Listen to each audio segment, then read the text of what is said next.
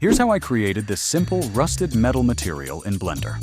First, make sure your object has proper UVs and create a new material. Now press Ctrl plus Shift plus T to import your texture set. To use this shortcut, you'll need to have the Node Wrangler add-on enabled.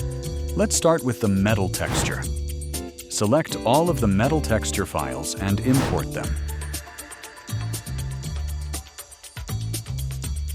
As you can see, the texture already contains a lot of detail, but we can improve it even further.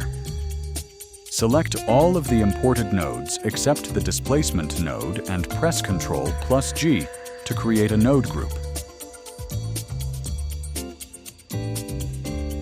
To make the surface feel more worn and metallic, increase the normal strength.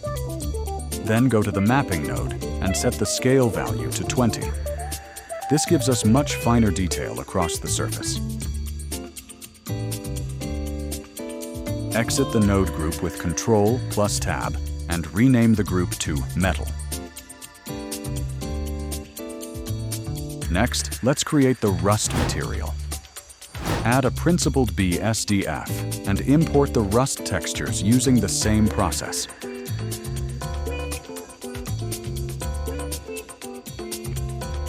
Once again, remove the displacement node from the setup and create a node group.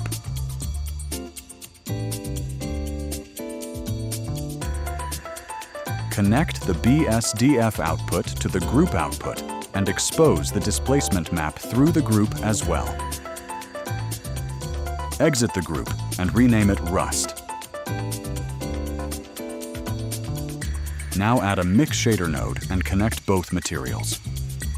With the materials ready, it's time to create the rust mask. For the mask, I'm using a dent noise texture, although a regular noise texture can also work.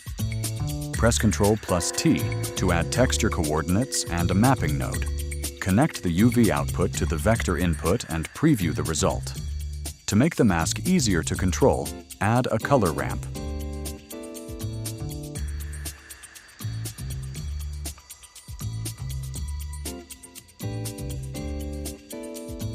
Set the scale to around 10 and the detail value to 6. Then adjust the color ramp until you get a pattern you like.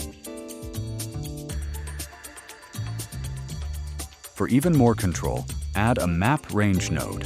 This step is optional, but it becomes very useful if you decide to turn the mask into a reusable node group later.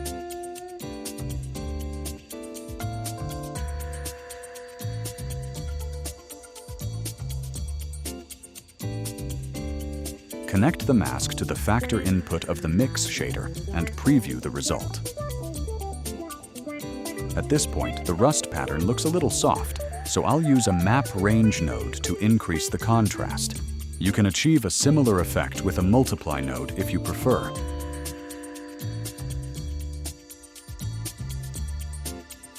Now the rust details are much more visible.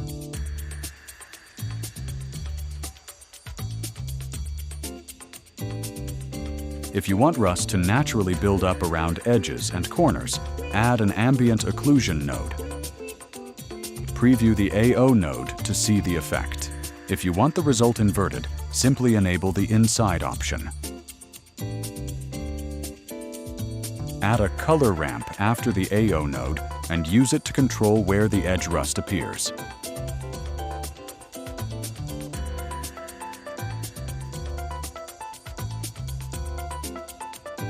Adjust the distance value to control how far the effect spreads across the model.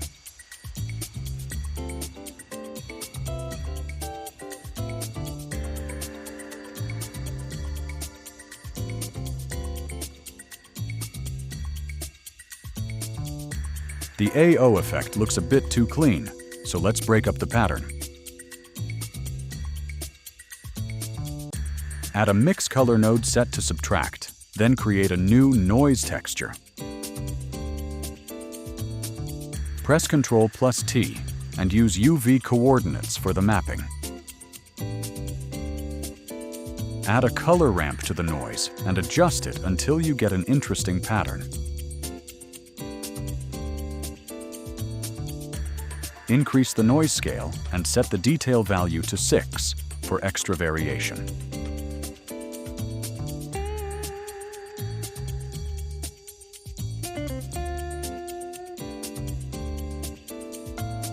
Connect the noise color ramp to the mix color node and use the AO mask as the factor.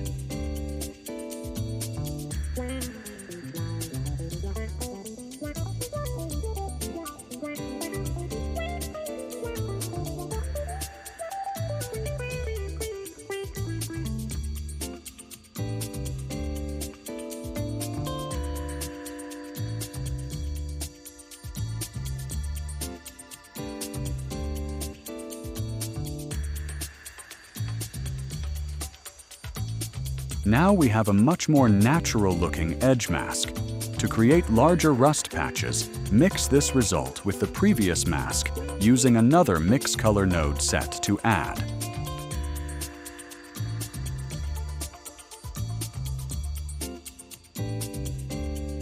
Connect the final mask to the factor input of the mix shader and preview the result. The rust is currently a little too strong around the edges, so I'll fine-tune it using the color ramps we created earlier.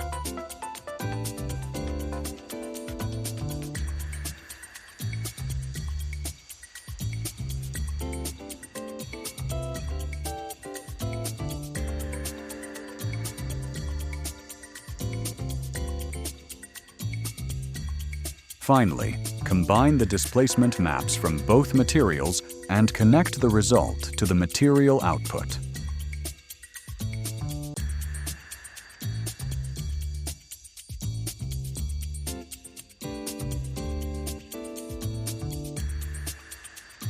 Then connect the shader output to the material output as well. And that's it. We now have a fully procedural rusted metal material that can be easily customized for different levels of wear and corrosion. And that's it for this one. If you found this helpful, consider following for more Blender tips, breakdowns, and 3D content. Thanks for watching, and I'll see you in the next frame.